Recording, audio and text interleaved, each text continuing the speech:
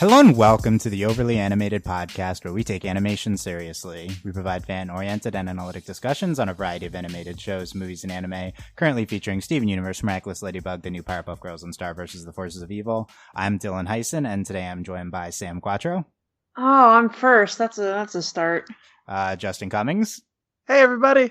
Michelle Anderer. Hey. And Brit Griffin. Hi. Today is our 250th podcast. Woohoo! Yay! That is pretty exciting. Yeah, it's very exciting. That was me clapping. Yes. We identified the clapping. That's actually very useful.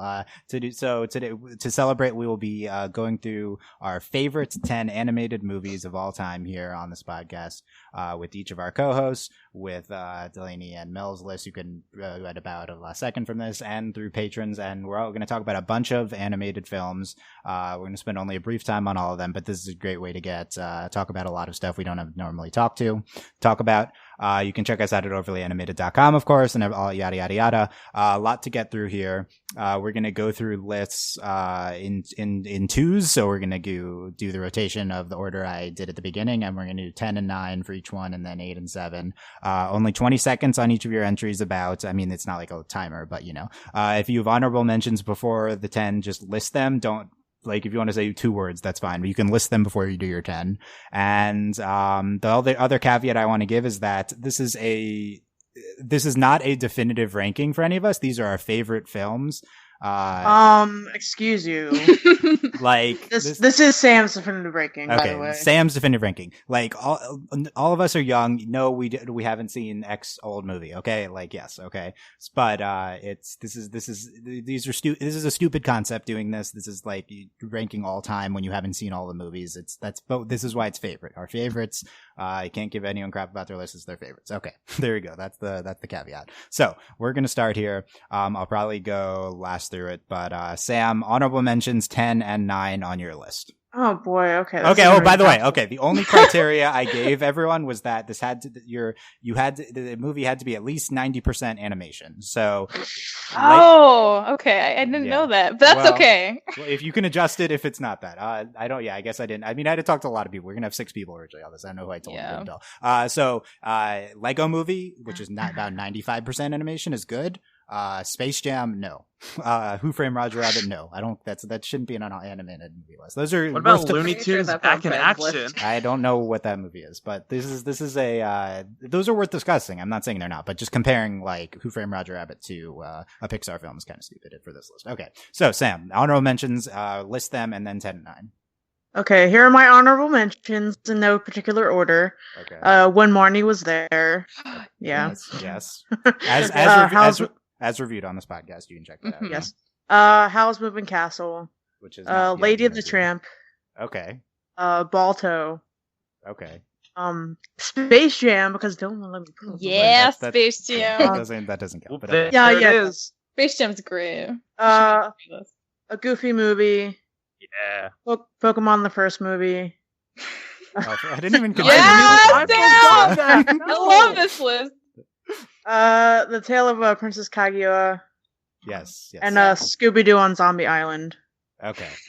That is an eclectic variation of films there. Very. Yeah, it's very diverse. I expected no less from Sam's. That's very good. Okay, what is your number 10, Sam? My number 10 is The Lion King. Okay.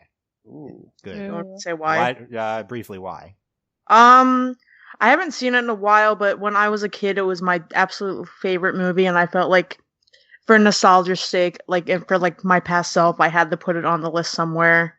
But I haven't watched it in years, so yeah, it's at number 10.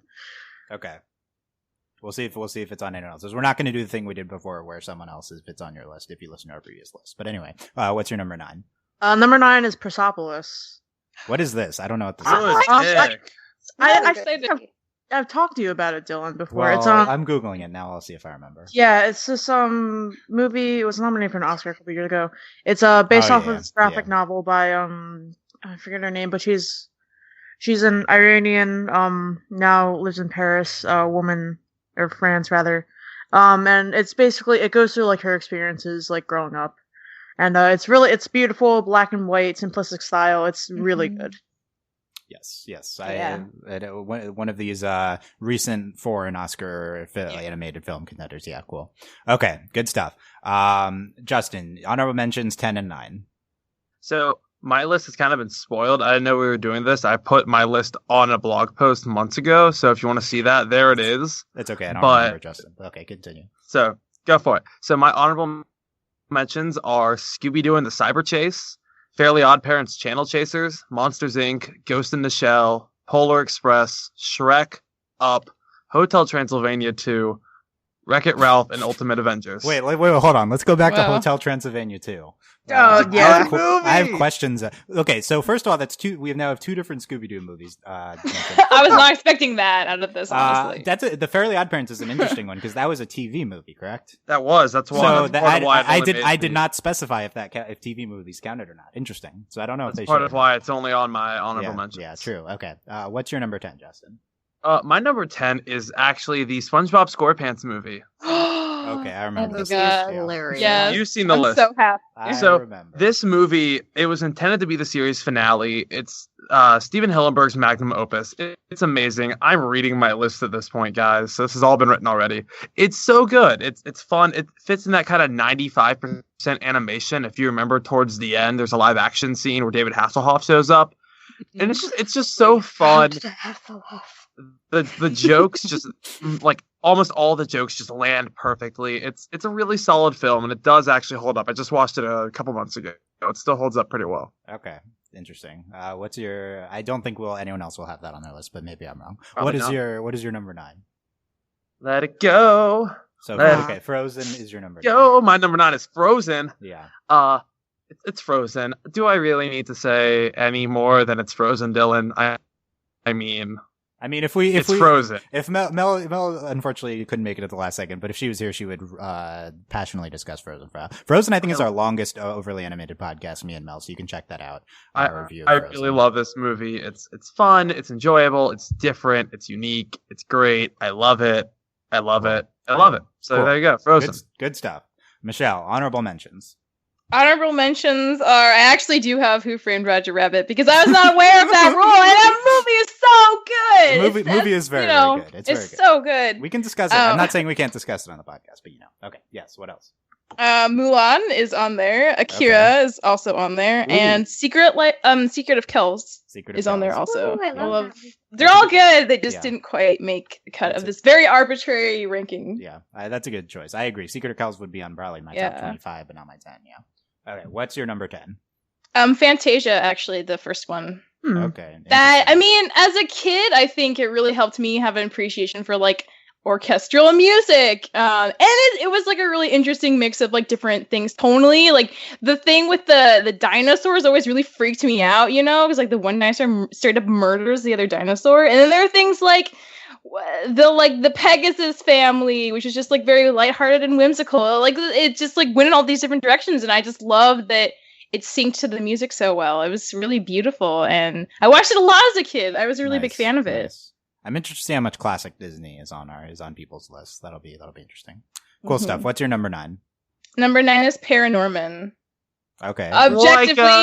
Objectively the best Laika film all around. Even though, I love Coraline so much. Paranorman we discussed Coraline though. It's so good. Yeah, we did, but Paranorman I think is it has a stronger story, it has better animation, and has a slightly better, more coherent payoff. So by all accounts it is a better movie. So by all accounts, wow, strong claim. Doesn't mean it's my fave, but it's on there. It's super solid. Strong claim. Okay, cool. Yeah. Good stuff. Brit, honorable mentions. Okay, my honorable mentions are Summer Wars, Anastasia, Big Hero 6, Kiki's Delivery Service, Lilo and Stitch, Corpse Bride, Perfect Blue, Iron Giant, and Hunchback of Notre Dame. Oh my God, Brit, I'm so glad Perfect Blue is on your list. I didn't think anyone else was going to have that. I was actually thinking about watching this. Freaking love that movie. Yeah, you should. You should. That's good stuff. Yeah, a lot of different ones we could spend time on. But what is your number 10, Brit?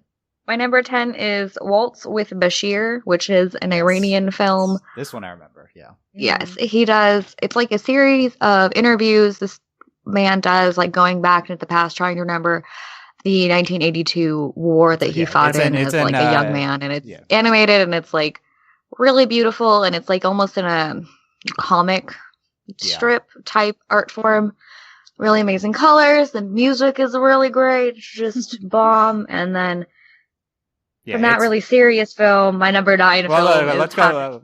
For a second. Waltz with Cheer. Israeli film, and I saw it. This is one that was very critically acclaimed when it came out, Oscar nominated. Yeah, really interesting style. If you haven't checked it out, but it's very, very like mature and like violent and stuff. Mature. I will watch There's it. like full frontal nudity, so like be prepared. Yeah. Okay. What's your number 9, Brit? How to Train Your Dragon. How to Train Your Dragon. Oh yeah. I approve. I love it so much. Brit, you're so cute. I know. I love you. Were you in the HTTYD fandom or something? I feel like this was. Yes, I was. Yeah. For a very long time. Yeah, and then I you guys fan fiction. Okay, yeah, I don't even remember the ship name, to be honest, but so that's we didn't really call it that till like afterwards, but I guess so. So yeah, How to Train Your Dragon. We'll see. Anything else you want to say about it? We'll see if it's on anyone else's list. It's of course a classic. I don't think we've discussed it on here, but we've discussed the animated series, right? Yeah, we've discussed the animated series. We haven't discussed the actual movie. It's got a great story, and it's funny, and it's fun, and there's a dragon, and cute people doing stuff. A dragon? Really? Yeah, I know, cool. Dylan. It's crazy. Yeah, cool stuff. Yeah, I honestly think the first How to Train Your Dragon is genuinely extremely good. Yeah. Okay. So I'm going to be doing me, and then Mel, and then Delaney. So that's going to be fun. So my list is a 100% Pixar and Ghibli. I don't think that's surprising. I tried to think of one that was not, and I don't think anything was even close, honestly, to. So it's I mean, I'm not saying it's like objectively factual, but I really couldn't. We'll see if anyone comes up with something that I think should be deserving of these. But anyway, my list, I can't do this list without trying to do best too much. Like this is we know, Dylan. Like this is somewhat my objective rankings, but whatever. I also have some favorites listed. And my honorable mentions are Finding Nemo, barely didn't make it. Finding Nemo I think is excellent. Mel and I just podcast on and rewatched it, and the movie really holds up, and it's really good. And barely missed my number 10 from Up on Poppy Hill, one of my favorite Studio Ghibli films by Miyazaki's son. It is aesthetically my favorite movie ever. Ignoring the story and stuff, it is. I should have put that on, but like aesthetics, but like it's like favorite. It's favorite. Surprisingly good considering how bad his first one was. Well, yeah. I mean, I don't think his first one was. We could debate that. It was pretty. But yeah. I don't think we podcasted on that. Yeah, we did. First one. On Earthsea? Earthsea. No, not Earthsea. No, we podcasted on Poppy Hill. Yeah, on Poppy Hill we have podcasts. You can check that out. Maybe my favorite movie soundtrack of all time. My favorite like setting and aesthetic, and I think it's wonderful. And I also think the story is like good and the characters are good. But it's obviously it's not standout compared to the other films. So my number 10 is Only Yesterday, another Studio Ghibli film. This is that one's cute. Yeah, this is a favorite. This is 80s, I think. Early 90s. It's Sam and I podcasted on this. You can check it out. It's wonderful. It's Takahata, not Miyazaki, and it's about like the life of the middle age, or I don't remember how old she's 27. 27-year-old woman looking back at her childhood, and it's got distinct animation styles. It's I believe it will in 50 years. This is going to be considered one of the all-time greats, but we'll see about that. Recently just got a dub for the first time. I haven't seen it yet with the dub Daisy Ridley. Daisy Ridley, yeah. So I can't find it. Yeah, we'll see if we can find it. My number 9 is Porco Rosso, another Studio Ghibli film. Yeah. This is a Miyazaki film. It is distinct aesthetic of like World War II era Mediterranean like pilots and stuff. Obviously it's Miyazaki, it's pilots, and the main character is like a pig head or whatever. And it's one of his most realistic films. It's despite that, and it's really, really good. You're basically guaranteed to like this movie, honestly. It's if it had like a female MC and stuff, it might be like it's just genuinely objectively I feel like one of the best animated films of all time. Okay, so there's my honorable mentions 9 and 10. Here we have Mel's list. Conveniently her number 10 is Porco Rosso as well. She says Dylan made me watch this once and it was banging. Okay, there you go. High praise. Her number 9 is The Hunchback of Notre Dame. She says epic. I almost read her curse. Crap. I also almost read her curse endorsing, Mel. Thank you. Epic crap, epic music, epic themes. There you go. There's Mel's 10 and 9. Delaney has 9. That's number 10, not number 9. 9 is like the Elijah Wood. The Elijah Wood, yeah. It's Sackboy. I think Justin discussed the short film version of this recently on an article. Oh, what's coming up, Dylan? Yeah, well, no, I think you. Yeah, it's going to be on Justin's list. Yeah, I think 9's great. It's a good choice. Delaney has the Lego Movie at number 9. I would love a me versus y'all on the Lego Movie at one point because I'm not a fan. So that's we gotta get on that. That would be a good podcast. I love that movie. That'd be a good podcast. That movie's so much fun. I mean, it's quality. It's okay. It's quality. Yeah. I just have issues thematically and stuff. Whatever. Everything is awesome. Okay. We're back to 8 and 7 here, and remember we have to finish by 7 for Steven Universe. So this is we're recording pre Steven Universe on Thursday. So let's go back to Sam for her 8 and 7. So my number 8 is Ghost in the Shell. Okay.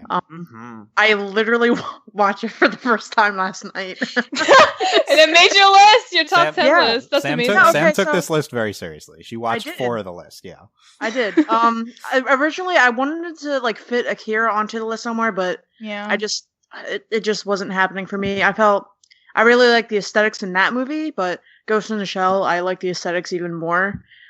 Story-wise, I like the idea of souls and computers and stuff and androids, but I don't know, aesthetically it's my perfect movie.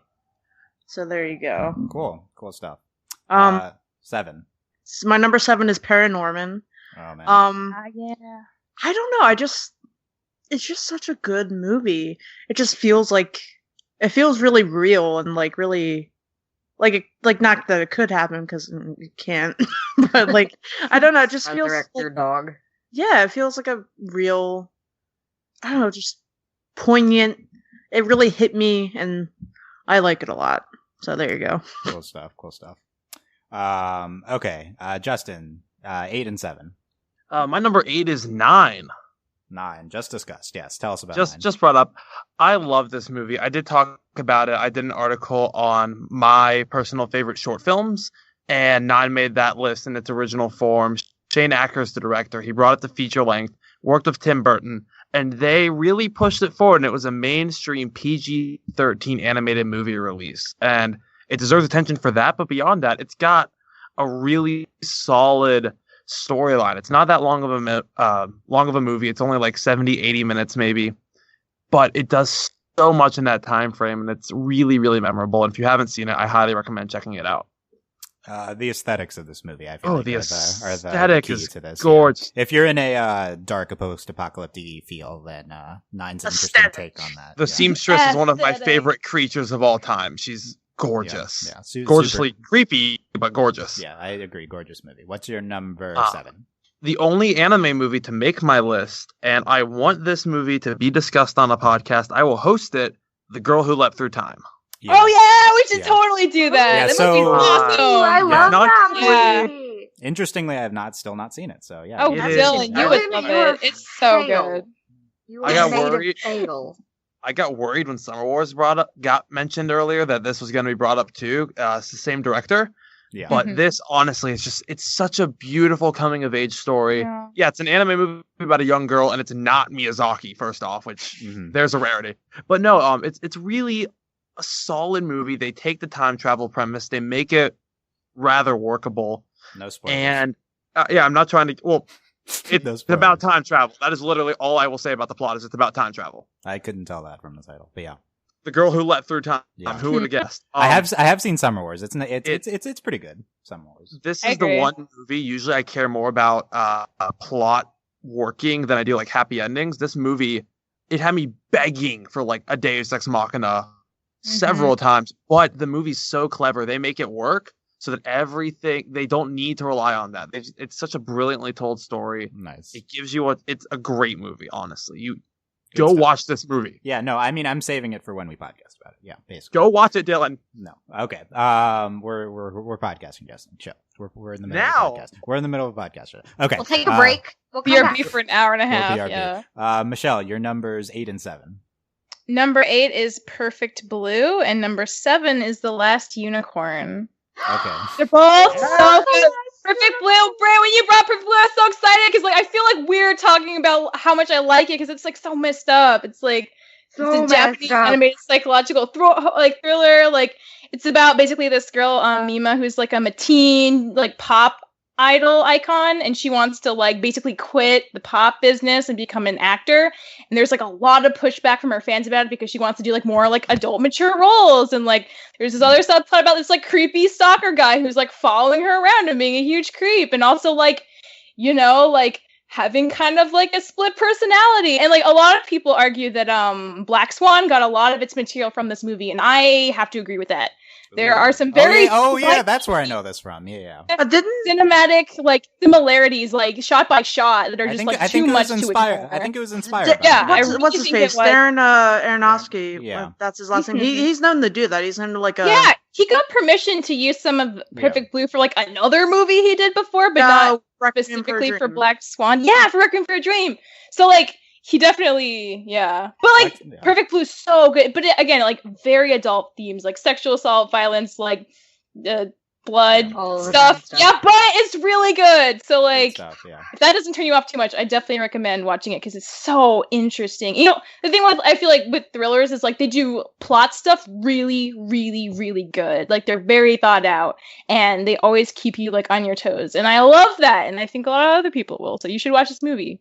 If you're at all interested. Yes, cool stuff. So good. One of the few movies that like actually like freaked me out. Yeah, right? It's so creepy. I had to like so smart, I had to like sit down. I had to like lie down. It's a lot. It's an experience, you know? Yeah, cool stuff. And I don't know, haven't you seen The Last Unicorn?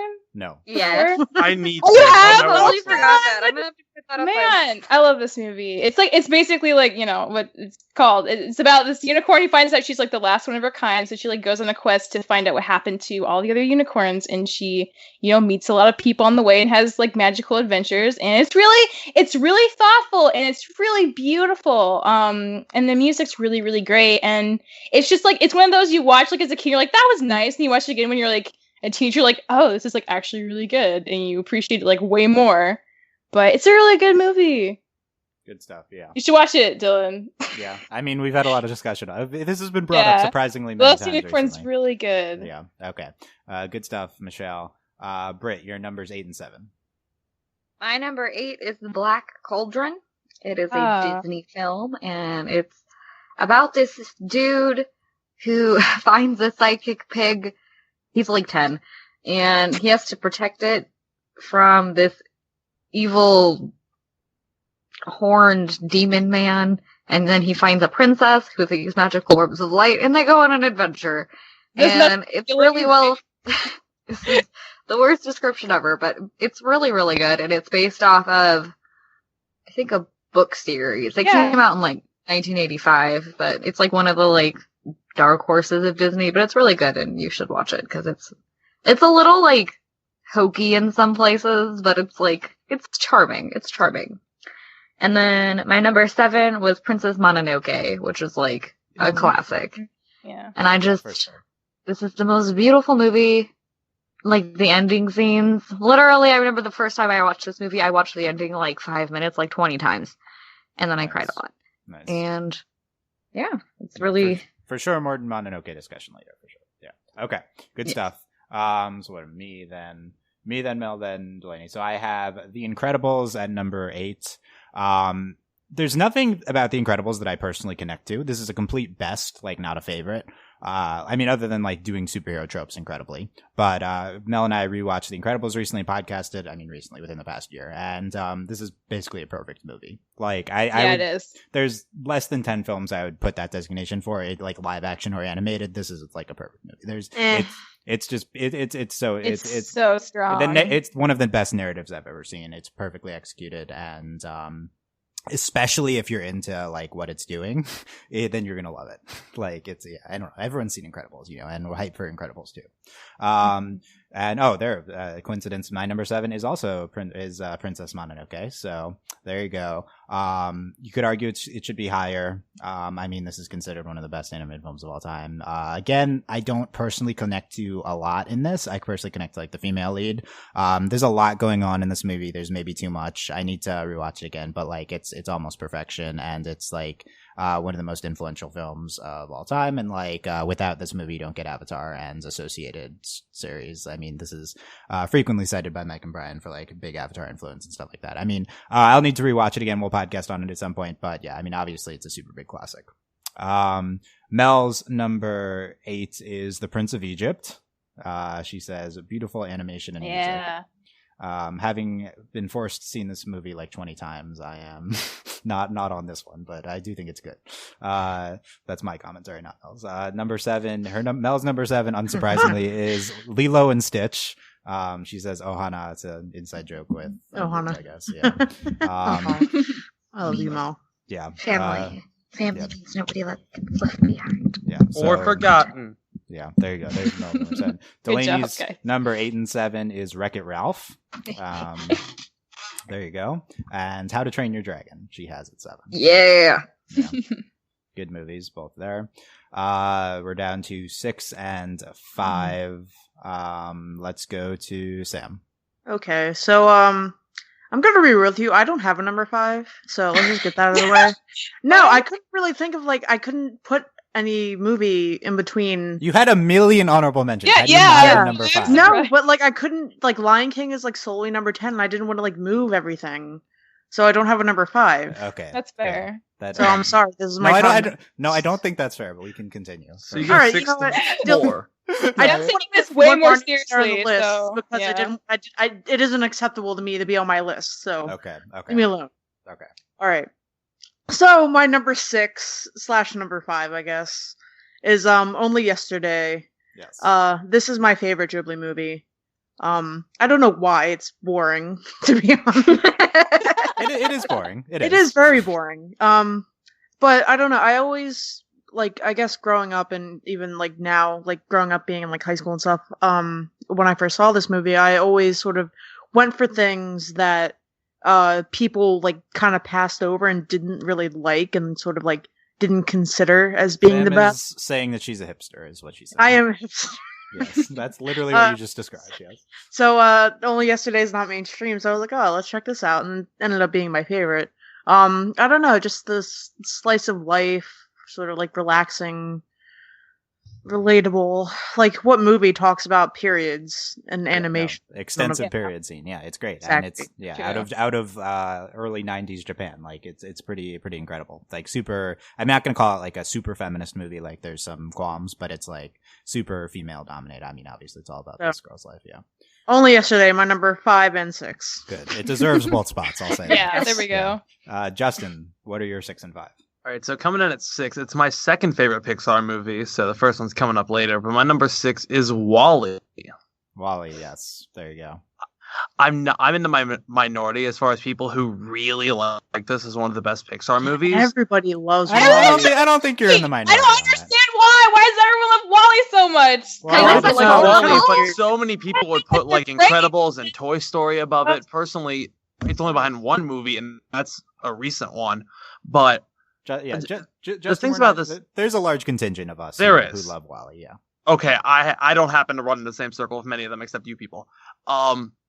So the thing with WALL-E is it does so much with so little in that first half. There's no dialogue basically for half the movie, and just the way they were able to tell so much, and then working in the live action scenes and a lot of the older sci-fi references they make. It's such a love letter to science fiction as a whole. And it's so well put together. Watch the director's commentary if you haven't. It's amazing how long this movie took and how much of just a passion project this film was. And it really makes you appreciate the end product that we got and just everything that went into it. Mel and I have podcasted on WALL-E. I have articulated why it's incredible. Yes. It is incredible. Yeah. And my number 5, throw some classic Disney right at you. My number 5 is Aristocats. Okay. Ooh. I haven't seen that since I was in first grade. Yeah, right? Yeah, I remember one time I stayed home, I was sick, and I'm like, Aristocats is on, I'll watch it. And then it said, welcome back to Playhouse Disney. And I'm like, well, I am old. You're a child, but okay. Okay, I'll get it out of the way first. Yes, there is racism. Yeah, yes. I I'm just feel going like to say that now. I feel like that could disqualify it. From... However, the one big racist thing in the movie is one line in one song, and we don't really see that character for the rest of the movie. That, to me, isn't enough to make me throw the whole movie out. If it was like a recurring character, probably. Okay, we but don't need like to get into the levels of racism part. needed to disqualify it, but okay. The point is, it's a fun movie. It's enjoyable. It was the first movie made completely without Walt Disney's involvement after his death. It's a fun movie, and honestly, it's not like the greatest quality-wise, but I loved it growing up. It means a lot to me, and it's a cute movie. It's a bunch of kittens. Duchess is relatively, like, for the time this movie was made, she's a pretty strong character. It's just a good movie. It's fun. It's enjoyable. It's sweet. It's cute. It's got Winnie the Pooh as a mouse. It's great. Just watch it. That's very good. I don't remember that at all. Yeah. But yeah, that was a good pitch. That was being sarcastic, but okay. Oh my god! Why do you hate me? Michelle, what's your 6 and 5? Number 6 is Laputa Castle in the Sky. This is probably my favorite Miyazaki movie, hands down. And I feel like, unless it's also your favorite, it's hard to explain why. Yeah.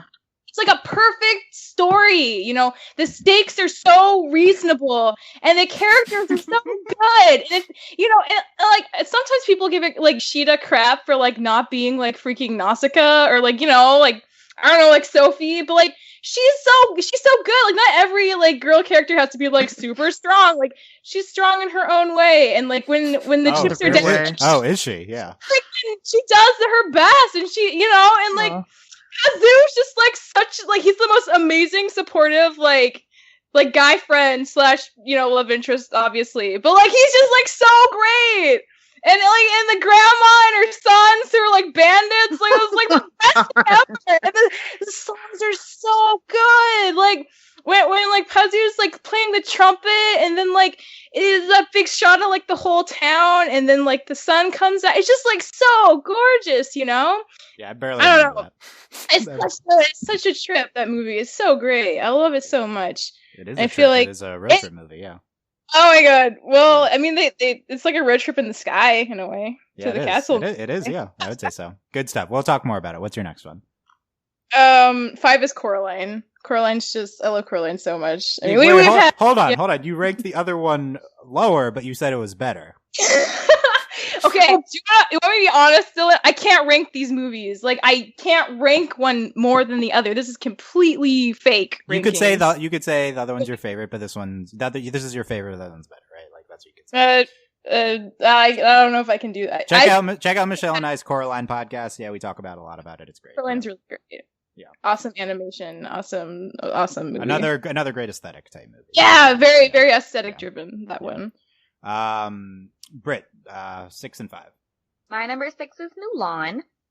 Okay. This was the first movie I ever can remember seeing, and I can still remember the opening credits sitting there as like, I think like a 5-year-old in like the theater thinking that calligraphy was the most beautiful thing I have ever seen. And that music and everything. And she was like a Banff, and just everything, the songs about that whole movie was like, I came out of that theater like changed forever. And then, so everybody knows what that movie is, so it's great. And then number 5 is Tokyo Godfathers. It is a movie about 3 homeless people in Japan, and they find a baby on Christmas Eve, and then between Christmas Eve and they like try and like go through this big thing where they like try and find her parents, and it's like this huge mystery, and you talk about their lives and their backstories, and they're 3 of the most like weird people like thrown together. There's this girl who was a runaway, and she's like a teenager. There's this dude who's just like a cranky old drunk. And there's a trans woman who used to be a drag queen type deal, whatever the equivalent in Japan is. And they all band together, and they're all homeless through like a skew of like circumstances. And they find this baby, and they just go on a mission. And it's really funny and really sad. And it doesn't get enough credit, I think. And it's beautifully animated and just... Yes. I agree. Check that one it's out. a really awesome movie. I saw it pretty recently. Yeah, Brit is very high on the Satoshi Kon movies, apparently. Yeah, I was gonna say. Yeah. Our patrons have been telling us to do more Satoshi Kon films, so maybe I've seen 0, so there you go. Well, Dylan, we're gonna have to change that. Yeah, we should change that. I've been told Paprika is incredible, so I haven't. I have seen Paprika. Paprika is good. I think actually Tokyo Godfathers is better as a whole. Interesting. Paprika is most popular of his, cool I think. Good stuff. We'll do a podcast on Tokyo Godfathers. We'll see. It was an interesting sales pitch with your description. We'll see. My number 6 is La Puta Castle. Are you serious, Dylan? Oh my god, we got one of the same. That's awesome. Okay, talk about it. What do you like about it? So La Puta is objectively one of the best films. So good. I don't. Okay, this is another one where I don't necessarily connect to a lot of what's happening. Like, this is more of a best than a favorite. I also just I also don't love the dub of this, and I've watched mostly the dub. Yeah. I have not seen the dub. I'm sure it's bad. Oh man. No, I actually don't like Anna Paquin in it. Like, she's really? she's great, but James Vanderbeek was what got me. Anyway, I'm gonna rewatch La Puta in Japanese, and maybe I'll like it better. But no, it's incredible. It's better. So basically, once they get to La Puta, I think this is basically perfect storytelling, and it's really incredibly done. And even everything before is some of the best use of like supporting characters, like with the pirates and the female mother pirate. It's a great. I don't think the characters are incredible. I mean, like, your defense was good of the characters. Like, I mean, I don't think they're like bad or anything. I don't think they need to be deeply complicated. They just need to be like good enough, and they all were. So it's more about the elements that they encounter along the way, and then the incredible ending, and the main villain at the end is absolutely incredible too. Just the aesthetic of like the physical castle in the sky is incredible. Just objectively incredible movie. Hashtag aesthetic. Yes, hashtag aesthetic. My number 5 is Ratatouille. Mel and I have podcasts about Ratatouille. So this is more of a favorite than a best, although I do think Ratatouille is extremely good. You can listen. Mel and I got super deep at this. I remember at the end of the podcast, and you can try to hear my passionate plea for why the end of this movie is one of the best things ever. This end of this movie is the best defense of, or the best like expression and defense of art and like critiques and everything we do on here. I just think it's. I guess Sam should watch it. Then. Yes, I think so. I think it's like essential podcaster material. I think it's like it's really I mean, it's very different than the rest of the movies. Also, the rest of the movie's great, but I just really connect to the end of this movie, and it hits home really hard every time. So this is definitely one of my personal favorites. Mel's number 6 is Frozen. You knew this was going to be on the list. Wow. Yeah, listen to Mel and I's podcast for more details. And her number 5 is. Let it go. Yes. No. Stop. Yes, there you go. Please stop it. Her number 5 is. We've had 2 different people sing Let It Go now. Her number 5 is How to Train Your Dragon. Many people's lists. She says surprisingly good. I mean, it's great. Delaney's number 6 is The Book of Life. Okay, that seems high. Good choice. Yeah, that's a good choice. Seems a little high. And her number 5 is WALL-E. We'll discuss WALL-E more. Fun fact about Book of Life: it references very briefly El Tigre, The Adventures of Manny Rivero. This is a great show. Same creator. Remember that show? Oh my god! The guy who made that is the director of Book of Life, hence the callback. Okay, that's pretty cool. I mean, Book of Life was beautiful, and it was beautiful. I've never seen it. I think they. Dylan, don't be hating. I think the story is a little whatever, but it is very beautiful. I think Mel hosted a podcast on that, so you can check that. I'm pretty sure on Overly search for it. Whenever I say check out a podcast, you can always Google Overly Animated and then the movie, and then it'll come up. We're down to 4 and 3. Sam, 4 and 3. My number 4 is Cowboy Bebop the movie. There's a movie. Yeah, there was a movie. So I was going to be on the top 10 animated shows list, but I wasn't for reasons. Cowboy Bebop is my favorite animated show. I am in love with Cowboy Bebop. Aesthetically, story-wise, it's like this sort of like weird, like noir, but cyberpunk. And it's about bounty hunters, and everybody's cool, and like cigarettes and like computers and stuff. I love it. And so I feel like putting the movie on my list is more like accumulation of my love for the entire series than it is just the movie. Because the movie is just a long episode. So yeah. That's my number 4. Nice. Number 3 is It's Such a Beautiful Day. By this animator named Don Hertzfeld. It's actually on Netflix if you want to check it out. It's a collection of 3 of his short films. It's done like a stick figure sort of style, and it's very existential, very sad, very absurd. Ew.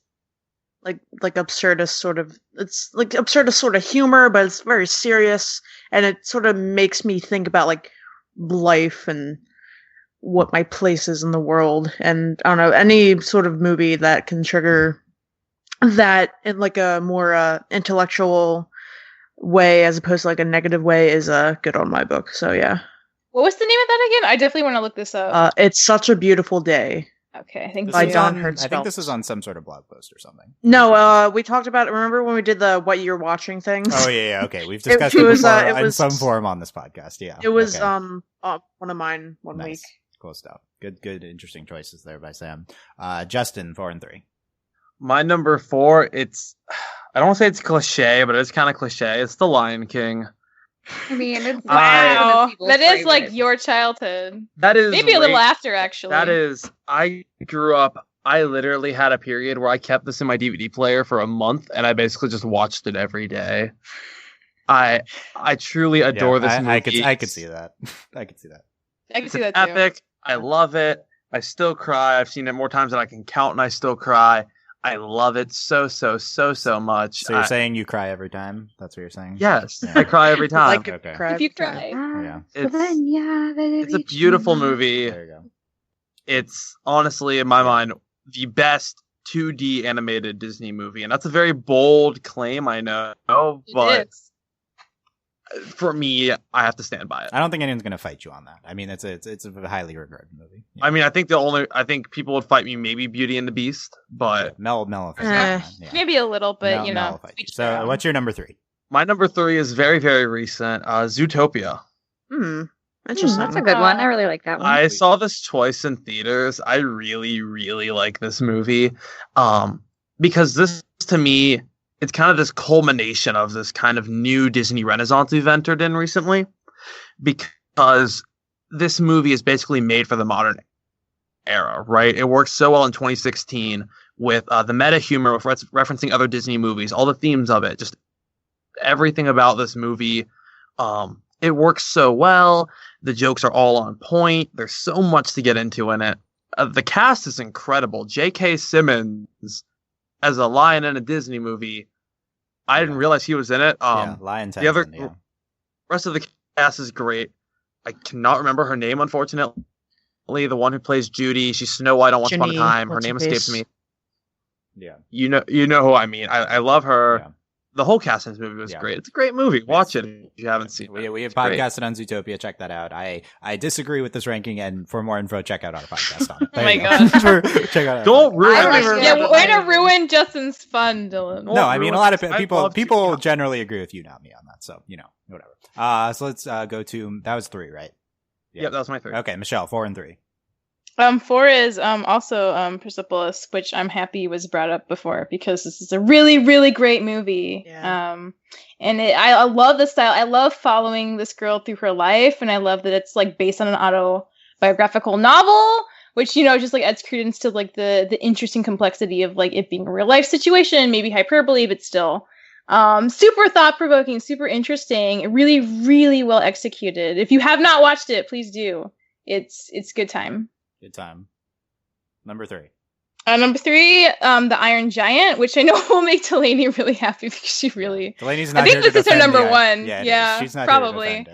So good, and like that was one of those movies that like I remember like kind of hating to watch as a kid because it just dealt with some like tough stuff, and it wasn't like super happy all the time. But like as an older person, I definitely appreciate it so much, and. I don't know. It's just so good. I think once in a while Warner Brothers has like a random animated movie, and this one I think is definitely their strongest.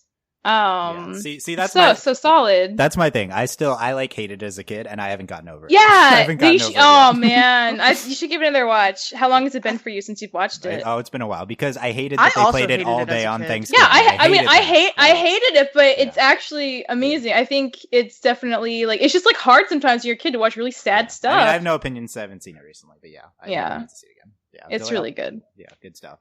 I watched this movie last night, and it's fantastic. Oh, yeah, right? There you go. There you go. Brit, 4 and 3. My number 4 is The Triplets of Belleville, and it is a... You have all the awesome French... random movies. I love this. I know. It's like a really acclaimed film. It is. It's really good. It's a French film, and it's very artsy, and it's very eclectic, I guess. There's very, very little dialogue. Like, no one on screen speaks. And the only, like, actual speech you get songs, which have, like, dialogue and lyrics and stuff, but they're very sparse throughout. But they do a lot of, like, the emotion and, like, sound and all that stuff. Like, the actual sounds, like, engineering, like, the type things and, like, the facial expressions of the characters say a lot. Basically, it's about this woman who's trying to make her son happy, and he becomes a famous bicycler, think like Tour de France, and then he gets kidnapped by the mafia, and they go to America to find him. And the Triplets of Belleville are like these really famous like singer sisters that like help her out, and it's just like this lady and her fat dog go on an adventure, and it's really great. It's really, really entertaining. It is really sad. It's just beautifully strange, and you should watch it. Good stuff. Number 3. Number 3 is Spirited Away. Okay. Yes. Good job. Good job. No one can argue with that. It makes me so happy. And I didn't like that movie. Beautifully animated. Okay, Sam. Yeah, let her talk. Okay, yeah. I'm the devil's advocate. Yeah. This is true, though. Oh, punch him in the face. Anyways. Yeah, like Spirited Away. It's the best. Anyways, continue. Yeah, we'll talk more about Spirited Away. Okay. That was Brit. So my 4 and 3. So my number 4 is Whisper of the Heart. It is a non-Miyazaki Ghibli film. I thought that was going to be your number 1. So depending on the day, you love that movie. So depending on the day, if you ask me what my favorite film of all time is, animated or not, I will say this film. Some days, I solo podcasted on this. So if you want to hear me talking for 30 minutes about Whisper of the Heart, you can check that out. It's super long. Did you really solo podcast on this one? I did. He did. I actually listened to that one. I think I did okay. Yeah, good job. Thank you for listening to that. Yeah, it's this movie. So this was high school Dylan's absolute favorite of all time movie. That was when I was kind of more into romance and straight things, and but those were the days. Yeah, those were the days. But I've seen it recently, and it's fine even in current Dylan aesthetic like thing, and it's just one of some of the best characters and 2 character relationships that you'll ever see. This is the ultimate slice of life movie. That's my favorite genre, and this is the slice of life queen. It's long, and you think only yesterday is boring. Check out this film. It's not so boring. It's so grindy and slow. I mean, it's it's just methodical, and it's very methodical. Yeah, no, I mean, I'm not gonna like. I would be at a tough time. I have a tough time ranking this movie objectively, but it's certainly just a very close place in my heart. Just think, and I think there's controversy over the dub. I think the dub's fine if you don't watch the dub. Okay. More details, check out that podcast. My number 3 is WALL-E. This is my favorite Pixar film. Mel and I podcasted on this. You can check out more there. But the first half of this movie is perfect. I agree. It's literal perfection. The second half of this movie has a mess that makes me so angry. Yeah, I don't think it's a mess. I think it has a contrite narrative, but I think it's also very good. And this is if you make your best love story of all time jokes about WALL-E, because I think it applies, and the characterization and the just the production. Here's the thing: WALL-E is like 10 years old now. I still think it's one of the best animated looking films of all time. Like, it still looks better than most things that they put out now, I think. Like, this is movies ahead of its time in animation, and like they haven't really improved animation quality since then, I think, which is interesting. But yeah, WALL-E's nearly perfect. The ending is absolutely incredible, and the dancing in the sky scene is incredible, and the first half is perfect. More details, check out that podcast. Mel is 3 and 4. Mel has Hercules at number 4. She says, I've always had an obsession with this one. I think it's Meg. See, that's fair. I think that's fair. Yeah, that's fair. Meg is fair. Yeah. She has The Thief and The Cobbler at number 3. known under many name releases. Very good, she says. So they podcasted about Thief and the Cobbler. It is an all-time. Mel and I. Oh, it was you. See, I didn't know who Mel podcasted. Okay, Yeah. it's an all-time animation classic. Check out the version. If you look up what version you should recommend, The recobbled cut. yeah, the recobbled cut is one you should check out. Yeah, absolute animation classic, and it is very good. Delaney's number 4 is The Incredibles, and her number 3 is When Marnie Was There. Oh, interesting. Nice. I I don't know. She liked it that much. I think she had to get the gay towards the top. I think we liked it Oh, all yeah. up. Like, I loved it until, like, the end when you're like... Yeah, Yeah. don't They're spoil it. related? Don't Hey, spoil it. let's Don't not spoil it. Okay, Michelle Let's kind just of blink spoiled it out. but Just yeah, blink. But Just it's leave fine. it out. No, I I didn't actually think say that it. I actually think That's the how I I actually think the ending's very good. It's very weird, but I think it's very good. Yeah, it's very weird, but debatable. I think it really works. I mean, it depends what they intended making it, but it doesn't matter because we repurposed it. So whatever. So let's move on to number 2 and 1. Sam. All right. My number 2 is The Hunchback of Notre Dame. This is the movie that usurped The Lion King as my favorite Disney movie. As a high schooler. I don't know. I just and I watched it the other day. I just really relate to Quasimodo. A lot. I love Quasimodo so much, and I really relate to him. I don't know, and it takes such risks for a Disney movie. Like, it goes there. Yeah, oh my God. it makes you wonder why did there. he Like, the that? scene where he's, like, talking about, like, hellfire, like... Yeah. Like, just she like this almost gets burned at the stake. And it's just so visually beautiful and amazing, and I don't know, it's relatable hashtag, and I really like it. And Esmeralda is I cute. think it's relatable TM, but It's really relatable TM. Okay, whatever. Interesting choice. I can relate to Quasimodo because I too am a ugly beast with a no, bell not, Sam. tower who is No, alone no. all the time. No, you're not. Anyway, Sam. No, you're not. Yes, Okay, what's your number 1? my number 1 is Mary and Max. Really? Yes. Oh man. I love this movie so much. First time I watched it, I think I was like a freshman in college. It's a stop motion animation movie by this Australian guy named Adam Elliott. He did a few shorts like Harvey Crumpet and stuff. It's about these it's about like intergenerational pen pals. Like Mary's like a 7-year-old girl and Max is like 44 years old. Yeah. And like if that sounds creepy, but it really isn't. It's really sweet and really like absurdly funny, and just like it really gets you, and it deals with like mental illness and like familial issues and just all the stuff that makes life both strange and I don't know, strange and... Are you saying life is strange? Anyway. Yes, yeah. I am fitting in life strange in that. Yeah. All the things that make life strange and beautiful and just maybe not always worth living, but it's just a really like honest portrait of like what a life is told through like beautiful black and white and sepia stop animation, and I love it so much. It makes me cry every single time I watch it.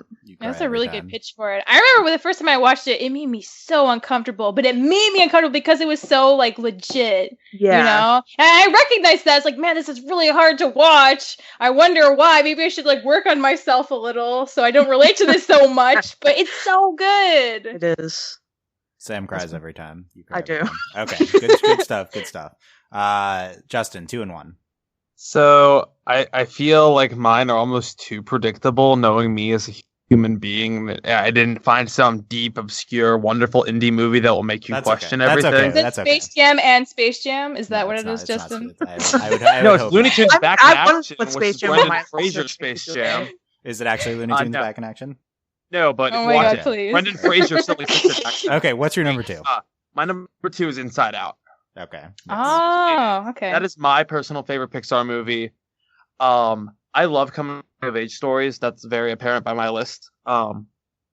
And I kind of had a bet going with my friends of how long it would take me to cry at this movie. It took less than a minute. That opening scene, I don't know why, but when it's just Riley and Joy, Hey, okay. I I literally- don't care how I sad the can opening picture scene is. this You're crying in less happening. than a minute. Yeah. Like, I can picture this happening with Justin for real, though. In the just the theater. moment like it starts, Sure. I'm like already bawling, and I'm like, this is not going to end well for me. But no, it's it's a really unique movie. It's really beautiful. It's a sweet story. It's really well produced, and Disney, I'm not going to spoil a particular scene, but there's a certain thing that Disney has kind of overdone at this point, but the way they handle it here is very, very sophisticated, I thought, compared to other examples, and they did it in a way that it's almost so fast instead of drawn out. If you know what I'm talking about, you know what I'm talking about. If you don't read my blog post. I'm not going to spoil it. But the cast in this movie, it's literally Saturday Night Live in The Office coming great, back for round 2. It's a great cast. I adore Amy Poehler. I adore this movie. My favorite Pixar movie. Yeah. It's great. The first overly animated podcast was on Inside Out. Check that out. The debate on it. You can check out me and Mill's debate, pro and con, and get both sides of this movie for sure. But it's definitely beloved. What's your number one? My number one is Batman Under the Red Hood. Ooh, oh, you mentioned this to me before. I remember. So solid. This has actually a 100 on Rotten Tomatoes. Wow. So, the cast on this movie is truly great. It's John DiMaggio, so Jake the Dog, Bender from Futurama, John DiMaggio as the Joker. Neil Patrick Harris plays Nightwing. So fascinating. And it's just who else? Jensen Ackles from Supernatural plays Red Hood. It's a great movie. They took a relatively recent storyline, brought it to life, made it work, made it actually an enjoyable mystery kind of movie. It was fun, and it was different. And John DiMaggio's Joker does not get enough credit. I thought he did a great job of that. So if you haven't seen it, you must watch it. Very Justin choice for number one. Very interesting, though. Continuing to somewhat speed this up at the end. We're almost going to hit 7. Michelle, what is your 2 and 1?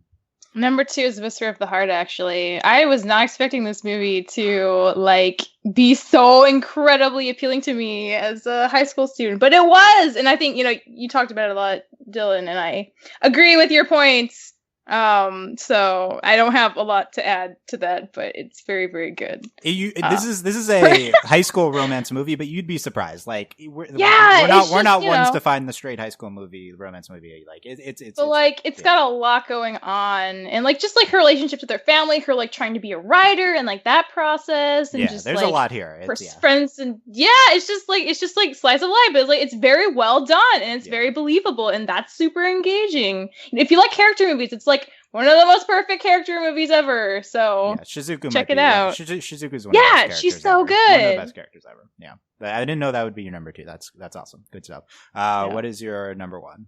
Again, this list is all arbitrary, but The Incredibles is my number 1.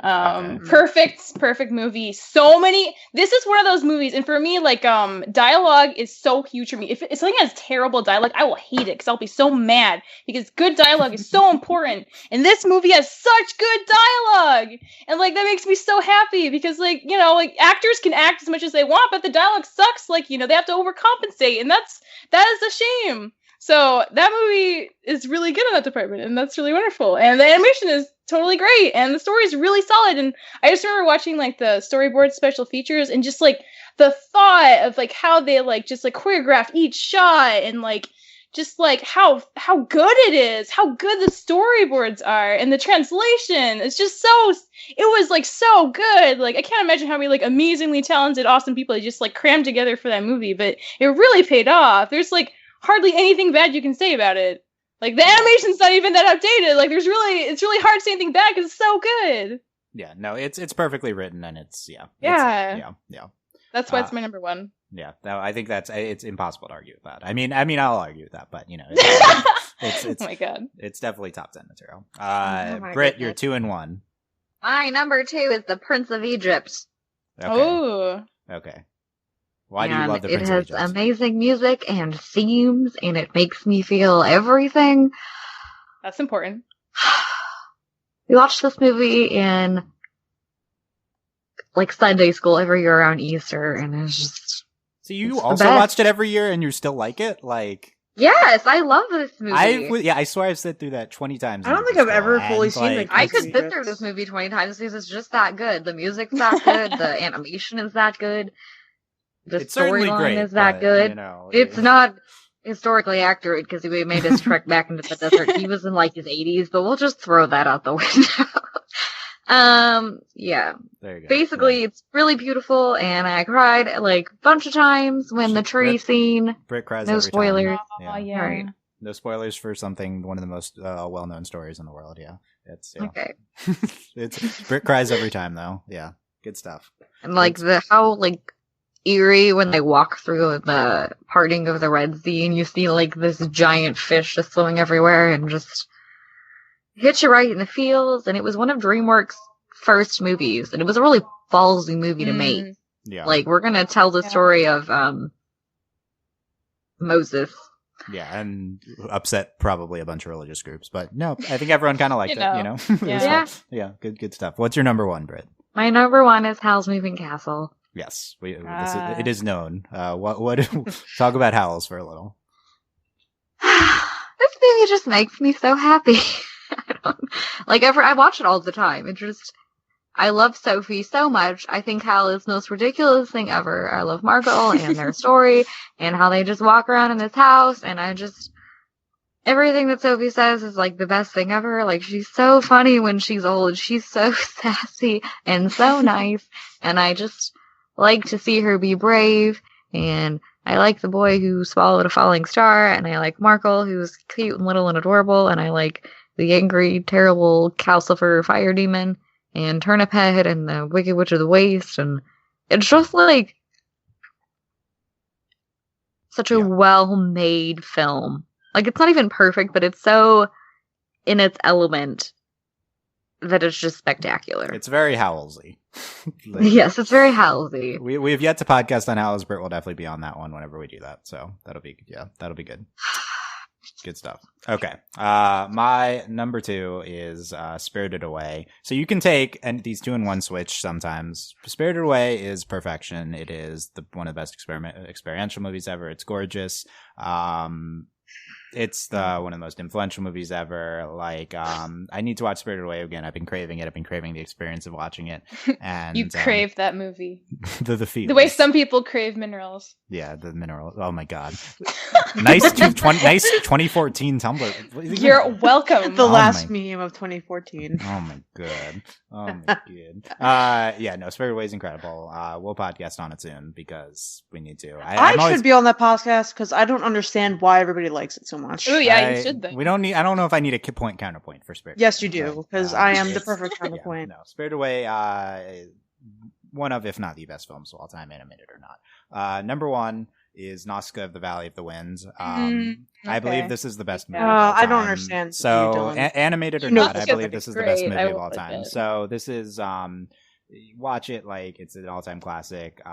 There's very minor things wrong with it, like Miyazaki has regretted the fan service in it, but like, it's a few scenes, and it's the animation epic. The animation, the entire production, the writing, Nausicaa's incredible character. Mel and I podcasted on this. I do believe this is the best film of all time, animated or not. And, I mean, you can argue Spirited Away. Sometimes with Spur, it's my favorite, but, Nausicaa is perfection, and it achieves, depths and, feelings and narrative it's somewhat of a trite story, but narrative accomplishments and character accomplishments that no film has. Also incredibly influential with that.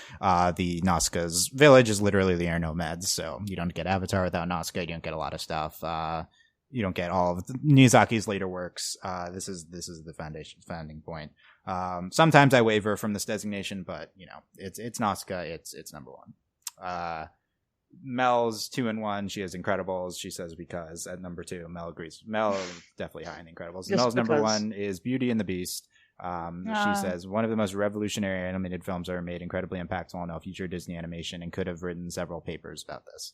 Mel was upset that I knew her number 1 would be Beauty and the Beast. So Delaney's number 2 is Lilo and Stitch. Okay, interesting. Yeah. Okay. And her number 1 is Iron Giant. So there you go.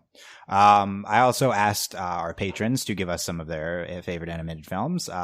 Patron John says South Park, bigger, longer, uncut. So I have South Park, problematic show, but this movie is actually genuinely hilarious. Like, I haven't seen it. It's pretty good. Yeah. Same. Patron Mitch says Princess Mononoke and Wolf Children, who I constantly get bugged to watch Wolf Children. Yeah, people keep bugging us to watch Wolf Children. Yeah, so we'll do Wolf Children eventually. Patron Ryan says Makoto Shinkai's 5 centimeters per second for my number 1 slot. I keep trying to watch that, but it just can't draw me in. I have the same problem. I can't get through the whole thing. I've heard it's sad.